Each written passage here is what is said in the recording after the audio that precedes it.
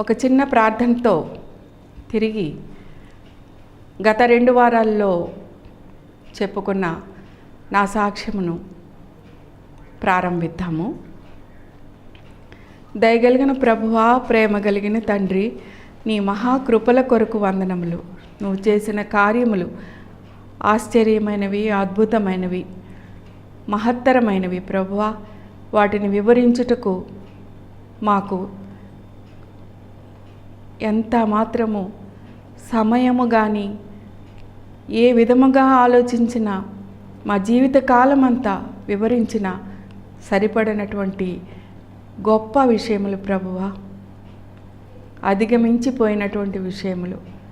ఆ దివ్యమైన అనుభూతితో మరి ఒకసారి నీ సన్నిధిలోకి నన్ను తీసుకొచ్చినందుకు నీకు వందనములు. వినుచున్నటువంటి ప్రియమైన సహోదర సహోదరులను దీవించి వారి హృదయముల్లో దేవుడు గొప్ప దేవుడు, ఆయన మహిమగల దేవుడు, ఆయన ఒక పాపి ఎడల ఇంత గొప్ప కార్యములు చేయగా నా జీవితంలో, మా జీవితంలో మరిన్ని గొప్ప కార్యములు చేయగలడని ఒక జిజ్ఞాస, ఆశ కలిగించమని యేసు నామమున అడిగి వేడుకొంచున్నాను తండ్రి. ఆమెన్. అవును, మనం చెప్పుకుంటున్నట్లుగా 45వ కీర్తన 1వ వచనము, ఒక దివ్యమైన సంగతితో నా హృదయము బహుగా ఉప్పొంగుచున్నది. నేను రాజును గూర్చి రచించిన దానిని పలికిదను, నా నాలుక త్వరగా వ్రాయువాని కలమ వలె ఉన్నది. అవును, దేవుడు మన జీవితంలో చేసిన దివ్యమైన అనుభూతులు, గొప్ప సంగతులు, ఆశ్చర్యమైనటువంటి సంగతులు మాట్లాడుకుంటున్నాము. ముఖ్యంగా నా జీవితంలో చిన్ననాటి నుండి ఆయన యొక్క ప్రేమ నన్ను ఎలా వెంబడించిందో వివరించి మీతో పంచుకుంటున్నాను. ఇంతకుముందు చెప్పాను, గుంటూరులో స్టార్ గర్ల్స్ హై స్కూల్లో యేసయ్య అంటే వింటూ ఎంతో ఆనందిస్తూ ఉండేదాన్నని.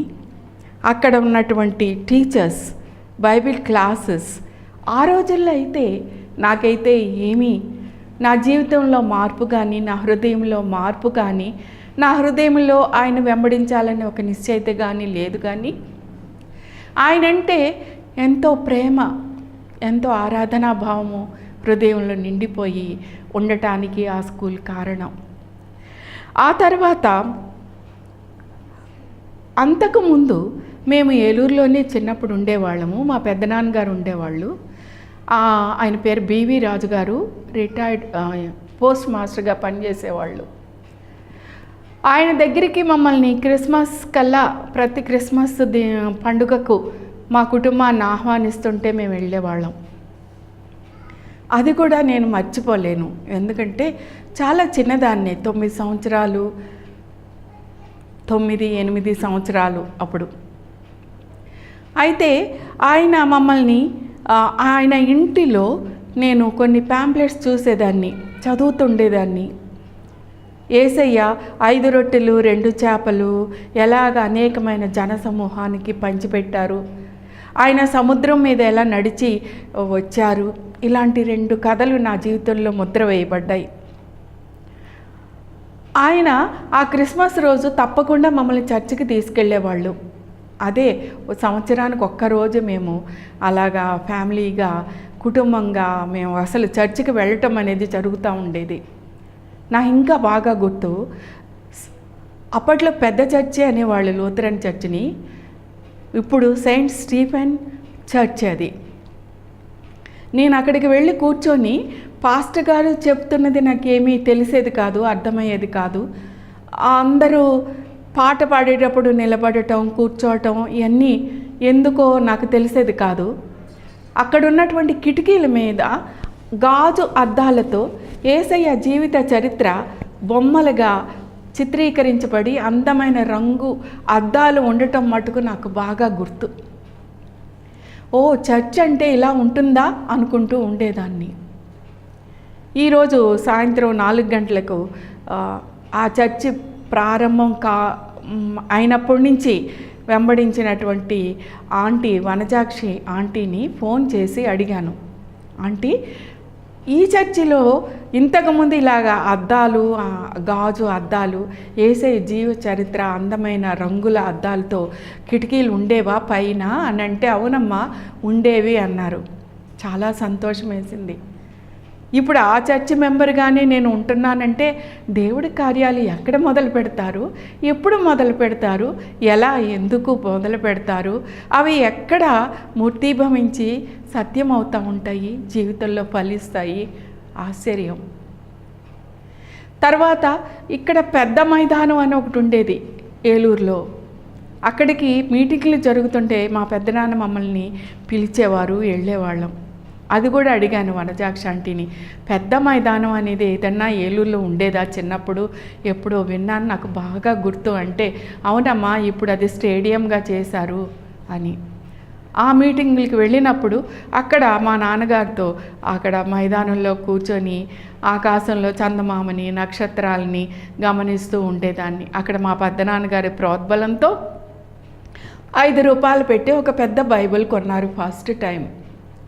ఆ బైబిల్ చేత పట్టుకొని మా నాన్నగారి సైకిల్ మీద నేను ఇంటికి చేరిన గుర్తు, ఆ సంఘటన నేను మర్చిపోలేను.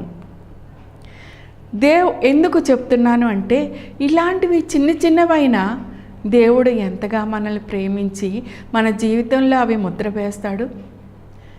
నేను గుంటూరులో ఉన్నప్పుడు అక్కడ సాల్ బ్రేకెన్ అనే ఆయన ఉద్యోగ సభలకు వెళ్ళి అక్కడ తీసుకున్న ప్యాంప్లెట్స్ ఎన్నడూ నా దగ్గర నుంచి పోలేదు. అవి నా దగ్గర చాలా సంవత్సరాలు, నేను రక్షణ పొందే వరకు, ఆ తర్వాత కూడా చాలా సంవత్సరాలు ఉండిపోయినవి. నేను చెప్పాను కదా, కాకినాడ కాలేజీలో చదువుతున్నప్పుడు ఎలాగ దేవుడు హృదయపూర్వకంగా నన్ను బాధ కలిగించుడని, ఆయన ఇచ్చే రక్షణ కొరకు నేను కనిపెట్టుకొని ఉండటం మేలని చెప్పినప్పుడు, నేను తర్వాత యూనివర్సిటీలో ఉన్నప్పుడు ఉద్యోగ సభలు అని మొట్టమొదటిగా వెళ్ళి, దేవుడు పరిశుద్ధుడు, ఆయన గొప్ప దేవుడు, నేను పాపిని అని గ్రహించుకొని రెస్టిట్యూట్ తీసుకున్నటువంటి పుస్తకములు తిరిగి చెప్పకుండా ఇతరులు నా దగ్గర ఉండిపోయినప్పుడు వారికి ఇవ్వకుండా ఉంచుకున్న పుస్తకములు ఇచ్చివేయటం, అలాగే దెబ్బలాట్లు ఎవరితోటో పెట్టుకొని వాళ్ళతో మాట్లాడకుండా ఉన్నప్పుడు ప్రభు మొట్టమొదట నీ అర్పణము బలిపీఠము దగ్గర వదిలిపెట్టి వెళ్ళి నువ్వు వారితో సమాధానపడమని చెప్పినప్పుడు వెళ్ళి చెప్పటము, ఇలా చేస్తూ ఉంటున్నాను. ఆ టైంలో దేవుడు నాతో మాట్లాడారు కదా. అంటే ఎందుకు అలా చెయ్యాలని మీరు ప్రశ్నించవచ్చు. ఇక్కడ మార్కు సువార్త 4వ అధ్యాయము 8వ వచనము, మంచి నేల అని ప్రభువు ఒక ఉపమానం చెప్పారు. ఆయన ఉపమానం చెప్పకుండా ఏమీ బోధ చేయలేదని ఉంది. ఈ మంచి నేలలో అంతకుముందు విత్తనాలు వేసినప్పుడు రాళ్ళు ఉన్న పడ్డాయి. అలాగే ముళ్ళ పొదలున్న నేలలో పడ్డాయి, త్రోవ పక్కన పడ్డాయి, పక్షులు వచ్చి ఎత్తుకుపోయాయి. కానీ మంచి నేలలో పడిన విత్తనాలు ఫలించాయి, 30 దంతలుగా 60 దంతలుగా. 4వ అధ్యాయం 8వ వచనం. మన హృదయము దేవుడు ఇచ్చినటువంటి ఒక నేల, ఒక భూమి. అది సరి చేసుకోవడానికి వ్యవసాయదారుడు ఎంతగా తిప్పలపడి, రాళ్ళు రప్పలు లేకుండా, గచ్చ పొదలు లేకుండా, బలు రక్కసి మొక్కలు లేకుండా తాపత్రయపడి, పక్షులు రాకుండా కావలి ఉండి జాగ్రత్త పడతాడో, అప్పుడు ఆ విత్తనాలు ఎలా ఫలిస్తాయో మన హృదయము కూడా సరిదిద్దుకొని సరి చేసుకొని విన్నప్పుడే వాక్యము మన హృదయంలో, మన జీవితంలో ఫలిస్తుంది. Therefore, confession, restitution, reconciliation is a must in a Christian life. అవన్నీ ఆ పక్క నుంచి నేను భక్తిగానే ఉందాము, క్రైస్తవ జీవితం మొదలు పెడదామంటే అవ్వదు. జీవితం, క్రైస్తవ జీవితం, మారు మనసు సంబంధించిన జీవితం, క్రొత్త జీవితం తప్పకుండా ఒక మంచి నేలలో, సిద్ధపడినటువంటి నేలలోనే అది ప్రారంభమవుతుంది. నా మొదటి ప్రశ్న ఆ టైంలో, మారు మనసు అంటే ఏమిటి అంటే ఏమిటి నాకు అర్థం అవనే పరిస్థితుల్లో బైబిల్ మొదటి నుంచి చదివితే అర్థం అవదేమో అనుకొని నేను ప్రకటన గ్రంథము చివర ఉన్నటువంటి గ్రంథం నుంచి చదవటం మొదలుపెట్టినప్పుడు దేవుడు నాతో మాట్లాడుతూ మొదలుపెట్టారు. ప్రకటన 2వ అధ్యాయంలో 5వ వచనము, 16వ వచనము, 22వ వచనము, మారు మనసు పొందుము, మారు మనసు పొందుము, మారు మనసు పొందితేనే సరి. దేవుడు హెచ్చరిస్తాం. నాకు ఎంతో సంతోషం కలిగింది. అయితే అంతకుముందు ఆ మీటింగ్లోనే నేను ఒక brother Theophilus, I remember very well, ఆయన ఇచ్చినటువంటి దీనమైనటువంటి సాక్ష్యము నా హృదయంలో ముద్రీకరించబడింది. ఆయన తను చేసినటువంటి తప్పులను ఎలా సరిచేసుకున్నాడు, ఎలా క్షమాపణ అడిగాడు, ఎలాగ ఇచ్చివేయవలసినవి తిరిగి ఇచ్చివేశాడు, ఎలాగ అబద్ధాలన్నీ సరిచేసుకున్నాడు చెప్తూ దేవుడు మాట్లాడతాడు అన్నాడు. దేవుడు మాట్లాడతారు అన్న మాట నన్ను పట్టుకుంది. అప్పుడు 3వ అధ్యాయం 3వ వచనంలో నీవు ఎలాగ నీవు ఎలాగ ఉపదేశం పొందితో ఎలాగ వింటువో దానిని జ్ఞాపకము చేసుకొనొచ్చు, మారు మనసు పొందుమా అన్న మాట నాకు వెంటనే బ్రదర్ థియోఫిలస్ ఇచ్చినటువంటి సాక్ష్యము నా కన్నుల ముందు మెదిలింది. డాక్టర్ ఆశీర్వాదము, డాక్టర్ మర్సీ, వాళ్ళిద్దరికీ నేను ఉత్తరం రాసి దేవుడు మాట్లాడటం అంటేనే ఇదేనా అని అడిగాను. అవును లీలా, ఇదే దేవుడు మాట్లాడటం అంటే. నువ్వు అడిగావు కదా మారు మనసు పొందటం అంటే ఏమిటి అని అడిగావు కదా, దానికి జవాబు ఇదే, ఇలాగే మాట్లాడతారు దేవుడు అని వాళ్ళు చెప్పిన మాట నన్ను చాలా చాలా చాలా బలపరిచింది. గుర్తుంచుకోండి, మంచి నేలలో వేసిన ప్రతి విత్తనము బహుగా ఫలిస్తుంది. దేవుడికి తెలుసు ఎప్పుడు ఏ విత్తనము ఆ హృదయంలో విత్తాలో. ఆయన మంచి వ్యవసాయదారుడు. ఆ తర్వాత ఇంతకుముందు చెప్పాను విశ్వాసం అంటే ఏమిటి అని. అది కూడా ఒక లూథరన్ చర్చ్ జగదాంబ దగ్గర ట్రినిటీ చర్చ్లో దేవుడు నాతో మొదటగా మాట్లాడి రోమా 10:17 వచనము చూపించి అక్కడికి వచ్చిన గెస్ట్ స్పీకర్ కూడా దాన్నే చెబుతూ ఎంతో ఆశ్చర్యంగా వినుట వలన, క్రీస్తు మాట వినుట వలన విశ్వాసము దొరుకునని చెప్పినప్పుడు నేను ఎంతో జాగ్రత్తగా దేవుని వాక్యం వినటం మొదలుపెట్టాను. అవును, మునుపటివన్నీ మరోబడ్డాయి నా జీవితంలో. ఏషియా 65:17 లాగా గొప్ప భారము దొర్లిపోయింది. ఆ తర్వాత యాత్రికుని ప్రయాణం చదివినప్పుడు సిలువ దగ్గర యాత్రికుడు ఒక భారాన్ని మోసుకుంటూ ప్రయాణం చేస్తూ ఆ భారం ఒక అగాధమైన లోయలోకి దొర్లిపోవటం చదివినప్పుడు, ఆ బొమ్మలు చూచినప్పుడు ఎంతో ఆశ్చర్యం వేసింది. అవును, ఇది అనుభవంలో నేను అనుభవించినదే. మరి వాంటెడ్ టు బీ హ్యాపీ, చాలా సంతోషంగా ఉండాలనుకున్నాను. చెప్పాను, చాలామంది స్నేహితులు ఉండేవాళ్ళని. అనేక మంది చెలికాండ్రు గలవారికి శ్రమ అని, వాళ్ళకి ఏమీ దొరకదని, నిజమైన స్నేహితుడు ఒక్కడేనని దేవుని వాక్యం చెప్తుంది, సామెతలు చెప్తుంది మనకి. కానీ నాకు స్నేహితులు అంటే పిచ్చి. ఎంతోమంది స్నేహితులు, వారఫలాలు, హోరోస్కోపు, జ్యోతిష్యము, కబుర్లు, జలసాలు, సరదాలు, జోక్స్, చిటపటలాడే చితుకుల మంట ఎట్టిదో, బుద్ధిహీనుల నవ్వు అట్టిదే అని చెప్పినప్పుడు. అంతేకాదు, జస్ట్ నేను దేవుణ్ణి 1973 ఏప్రిల్లో నేను ప్రభువుని విని, ఆయన మాటలు విని నా జీవితం మార్చుకోవడానికి ముందు, that is in the month of March 1973 ఫిబ్రవరి మార్చిలో నన్ను సైతాను పట్టుకోవడానికి సిద్ధంగా ఉన్న మంత్స్ అవి. బాణామతి అని ఆ విజయనగరం ఆ ఏజెన్సీ కోటి ఆ ఏరియాలో ఒక పిశాచి ఉంది. నాకు ఎలా దొరికిందో ఒక 2-3 మ్యాగజైన్స్ దొరికాయి. అవి చదివి నేను చాలా ఉత్తేజం పొందేశాను. ఈ చీకటి శక్తిని నేను సంపాదించుకోవాలి, ఎలాగైనా నాకు ఇష్టం లేని కొంతమంది మీద దీన్ని ప్రయోగించాలి అని బందర్లో ఉన్న మా చిన్నాన్న సహాయం అడిగాను. ఆయన పేరు రొక్కం సుబ్బారావు. ఎందుకు చెప్తున్నానంటే ఈయన గురించి కూడా నా సాక్ష్యంలో ఆశ్చర్యమైనటువంటి సంగతులు చెప్తాను. ఆయన అన్నారు, అరే లీలా నేను వస్తాను, మన ఇద్దరం కలిసి ఆ ఏజెన్సీ ఏరియాలకు వెళ్ళి మనం ఆ చీకటి శక్తిని సంపాదిద్దామని. ఆ రోజుల్లో చీకటి శక్తి అనుకోలేదు నేను, అదొక శక్తి. అలాంటి సమయంలో ప్రభు నన్ను పట్టుకోవడం అన్నది అద్భుత కార్యం. లేకపోతే ఈ పాటికి నా జీవితం నేను మట్టి అయిపోయి మసి అయిపోయి మనుషులు ఎవరు గుర్తు లేనటువంటి దౌర్భాగ్య జీవితం అయిపోయి ఉండేది. కానీ దేవుని ప్రేమ ఎంత గొప్పది. దాని బారి పడకుండా ఆయనే నన్ను హక్కున చేర్చుకున్నారు. ఆ తర్వాత నేను యూనివర్సిటీలోనే ఉంటూ ఎలాగ నా జీవితం జాగ్రత్తగా చేకుముక్కి రాయిలాగా ముఖం పెట్టుకొని ఎలా బతికాను మీకు చెప్పాను.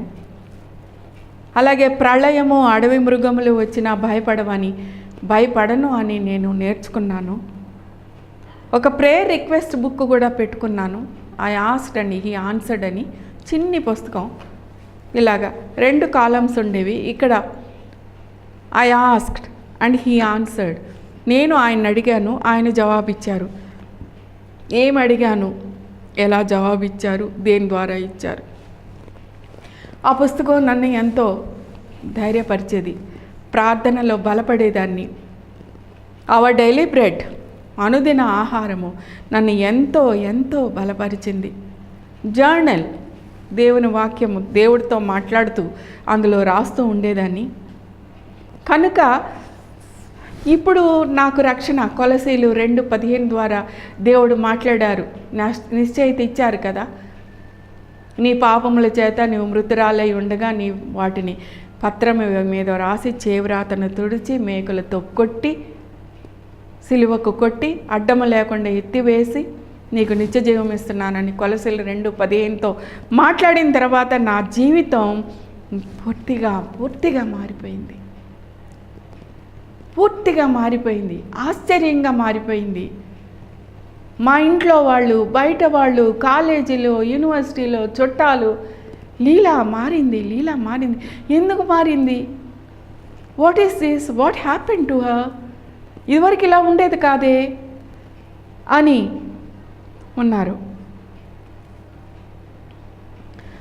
నేను ఆ సమయంలో నెక్స్ట్ నాకు రక్షణ వచ్చిన తర్వాత మొట్టమొదటి జరిగింది ఏంటంటే, నా తల్లిదండ్రులు మారు మనసు పొందాలి, నా చెల్లెళ్ళు మారు మనసు పొందాలి. ఆ ఆతృత హృదయాన్ని గట్టిగా పట్టేసుకుంది. కూర్చున్నా నించున్నా వాళ్ళ గురించే ఆలోచన, వాళ్ళ గురించే ప్రార్థన, వాళ్ళకి వాక్యం చెబుతూ, వాళ్ళని ప్రేమిస్తూ, వాళ్ళకి ఎలాగోలాగా వాక్యం అందిస్తూ తాపత్రయపడిపోతున్నాను. ఆ టైంలో ఎంతకీ వాళ్ళు అసలు లోబట్టలేదు. ముఖ్యంగా మా డాడీ, మా మమ్మీ. అసలు ఆ టైంలో నాకు చాలా దుఃఖంగా ఉంది. ఆ రాత్రి ఒకరోజు నాకు ఒక కల వచ్చింది. నేను ఒక సిల్వర్ షిప్ మీద ఉన్నాను. ఒక వెండితో తయారు చేయబడిన పెద్ద షిప్ మీద ఉన్నాను, డెక్ మీద ఉన్నాను. అక్కడ ఎంతోమంది జనం ఉన్నారు. నేను కూడా వాక్యం వింటున్నాను. ఆకాశం తెరవబడింది. పెద్ద బోరధ్వని వినిపించింది. 2వ రాకడ, క్రీస్తు ప్రభు వస్తున్నాడు, సిద్ధపడండి అని పెద్ద శబ్దం రాగానే ఇక్కడున్న మనుషులు చాలామంది చెల్లాచెదరైపోయి పారిపోతున్నారు. నాకేం చేయాలో తోచలేదు. 2 చేతులు ఇలా పెట్టుకొని, తండ్రి నా తల్లిదండ్రిని, మా డాడీని, మా మమ్మీని, మా చెల్లెల్ని మార్చండి, వాళ్ళని రక్షణ ఇవ్వండి అని చెప్పి ఏడుస్తున్నాను, తిరుగుతున్నా. అప్పుడు అనుకోకుండా ఆకాశం తెరవబడింది. అక్కడ ఒక పెద్ద గుండ్రటి చెక్కతో చేయబడినటువంటి గడియారం కనిపించింది. అది దేవుడి గడియారం అట, ఎవరో చెప్పారు నాకు అప్పుడు. దాని మీద ఇంకొక చెక్క ఉంది, అది ఇలా తిరుగుతుంది. సరిగ్గా అది 12 రావటానికి 5 నిమిషాల ముందు ఆగిపోయింది. అప్పుడు నాకు ఒక స్వరము ఆకాశం నుంచి వినిపిస్తుంది, అమ్మా అంతగా బాధపడకు, నీ తల్లిదండ్రులు, నీ అక్క చెల్లెళ్ళు మారుతారు, వారికి ఇంకొంచెం సమయం ఉంది, వారు మారుతారు. ఆ భారము, దుఃఖము భరించలేనంతగా ఉంది కనుక దేవుడు ఇచ్చినటువంటి ఈ ఆదరణకరమైనటువంటి కళ నా జీవితంలో చాలా నెమ్మదిచ్చింది, విశ్వాసాన్ని ఇచ్చింది, నిరీక్షణనిచ్చింది. అదే సమయంలో నేను ప్రభువుని ఇలా వెంబడిస్తున్న సమయంలో నాకు మరి ఒక కళ వచ్చింది. విచిత్రమైన కళ. ఆకాశం తెరవబడింది. అక్కడ ఎండిపోయిన ఒక చెట్టు ఉంది. దాని మీద అనేకమైన కాకులు ఉన్నాయి. కాకులు నిశ్శబ్దంగా ఉన్నాయి. నేను అనుకున్నాను, కాకులు ఎప్పుడు నిశ్శబ్దంగా ఉండవు కదా, ఇలా ఉన్నాయి ఏంటి అనుకున్నాను. సడన్గా అవి అరుచుకుంటూ కావు కావు అనుకుంటూ ఎగిరిపోయినాయి. అది అయిపోగానే మరి ఒక బోరధ్వని, రెండవ రాకడ అని వినిపించింది. అయితే కొంతమంది స్త్రీలు చాలా భక్తిగా నడుస్తున్నారు. వాళ్ళ వేషధారణ చూస్తే మహాభక్తి ఉట్టి పడుతుంది. వాళ్ళ వస్త్రధారణ కానీ, వాళ్ళ వ్యవహారం కానీ, వాళ్ళ తల కట్టు బొట్టు నడక అంతా చాలా భక్తిగా అనిపిస్తుంది. కానీ ఈ రెండవ రాకడా అని వినిపించిన సమయంలో మళ్ళా ఒకసారి వినబడి ఒక పెద్ద గాలి దుమారం వచ్చి వాళ్ళు వేసిన ముసుగులు ఎగిరిపోయాయి. తలలు బోడైపోయినాయి. మొఖాలు చిన్నబుచ్చుకొని, మొఖాలు చేతులతో కప్పుకొని పారిపోతున్నారు. ఆ తర్వాత అదైపోగానే మళ్ళా కొంతమంది ఈ లోకంలో హీరోస్ అట, నాయకులట, ఆత్మీయమైన నాయకులు, ఈ లోకంలోని నాయకులు చాలా టీవీగా నడుస్తూ వస్తున్నారు. నేను చూస్తున్నాను. సడన్గా వాళ్ళల్లో ఏం జరిగిందో తెలియదు కానీ ఒక వింత ప్రవృత్తి కనిపించింది. వాళ్ళు పురుషులే కానీ స్త్రీలను పోలినటువంటి వ్యవహారము, నడక, తీరు. ఆ తర్వాత కొంతమంది అందమైన అమ్మాయిలు, ఒక అద్దాల గది ఉంది, అద్దాలు అమర్చిన గది ఉంది, గోడలంతా అద్దాలు ఉన్నాయి. ఎందుకు చెప్తున్నానంటే ఈ 3 విషయాలు నేను కళ్ళారా తర్వాత చూశాను. నా జీవితంలో అవి నెరవేరిని కలలు ఒట్టివి కాదు. నేను చెప్పాను కదా, యోబులో దేవుడు 1 మారు పలుకును, 2 మార్లు పలుకును, స్వప్నమందు కలలో మాట్లాడును అని. అవి ఎదురు చూస్తూ కనిపెట్టుకుని ఉన్న వారికి అవి దొరుకుతాయి. ప్రతి కళ దేవుడు ఇచ్చింది కాదు. ఎవరైతే ప్రార్థనలో ఉంటారో వారితో దేవుడు కొన్నిసార్లు మాట్లాడతారు. అలాగా ఈ అందమైన అమ్మాయిలు చాలా చాలా విపరీతముగా వాళ్ళ ప్రవర్తన ఉంది. కానీ వాళ్ళ జీవితంలో దేవుడు లేరు. అప్పుడు నాకు ఏషియా 3వ అధ్యాయం 16 నుంచి 24 వరకు ఉన్న వచనాలు జ్ఞాపకం వచ్చాయి. వీళ్ళు వాళ్ళ అవుట్వర్డ్ అపీరెన్స్కి ఎంత ఇంపార్టెన్స్ ఇస్తారు, కానీ అది ఇంపార్టెంట్ కాదు అని నాకు అప్పుడు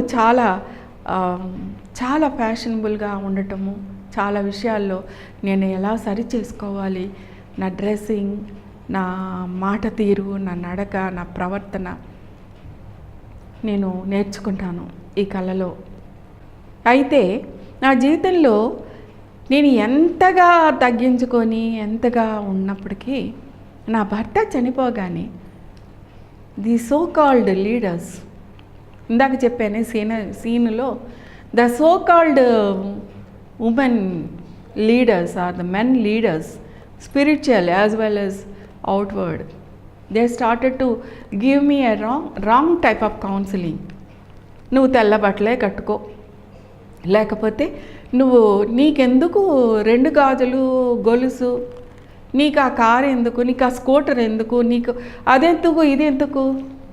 then I thought something is wrong here. గలతీయులు 2:6 వచనంలో, వారెట్టి వారైనను నిర్లక్ష్యం చేసి తిని, వారి ఎంత గొప్ప సేవకులైనప్పటికీ this is not the way how to treat an a widow, this is not their responsibility. That is not the way. నా తండ్రి ఉంటే ఆ విధంగా ఉండేది కాదు పరిస్థితి. సో నేను ఈ పై వేషానికి చాలా దూరం అయిపోయాను. పై వేషంతో భక్తి నటించడం అన్నది అది దేవుని వాక్యము సారమైంది కాదని నేను నిర్ణయించుకున్నాను. ఆ తర్వాత నా మొదటి ప్రేమ, ఆత్మీయ ప్రేమ నా తండ్రి పట్ల ఎట్లాగ జరిగిందో మీకు వచ్చేటటువంటి ఎపిసోడ్లు దేవుని చిత్తమైతే మీతో పంచుకోవాలని ఆశపడుతున్నాను. చిన్న ప్రార్థన చేసుకుందాము. తండ్రి, ప్రభువా, గొప్ప దేవ, మీరు ఆశ్చర్యకార్యములు అద్భుతములు చేసే దేవుడు కనుక మీరు మాతో మా జీవితంలో ఎలా సంధించి మాట్లాడతారో మేము నేర్చుకుంటున్నాం తండ్రి. దేవా, ఈ లోకంలోని భక్తి వేషము, శక్తి లేనటువంటి భక్తి, యుక్తితో కూడిన భక్తి ఎంతోమంది మా ముందు ప్రదర్శించుచుండగా ఏది నిజమైన భక్తో, ఏది నిజముగా నేను వెంబడించుటో, నీతో మాట్లాడటం ఎలాగో, నీవు మాతో ఎలా మాట్లాడతావో నేర్చుకోవడానికి మాకు సహాయం చేయము. మా జీవితాంతం వరకు దాన్ని పట్టుకొని వెంబడించుటకు మాకు సహాయం చేయమని మా ప్రభువు ప్రియ రక్షకుడైన యేసు నామమున అడిగి వేడుకొంచున్నాను తండ్రి. ఆమెన్.